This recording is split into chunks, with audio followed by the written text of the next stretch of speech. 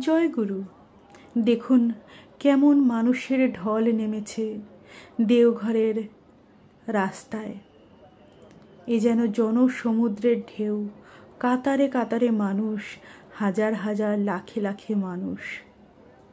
কিছু কিছু গণ্যমান্য ব্যক্তি আছে যাদেরকে আমি মহাজ্ঞানী না বলেই থাকতে পারছি না। ওনারা বলেন সৎসঙ্গ মূর্খের কারবার, আমরা নাকি সকলেই মূর্খ, এই সমস্ত কিছু নাকি ভাঁটের ব্যাপার। এই দেখুন দুবাইতে আমাদের ঠাকুর অনুকূলচন্দ্রের অনুষ্ঠান হচ্ছে, সৎসঙ্গ চলছে।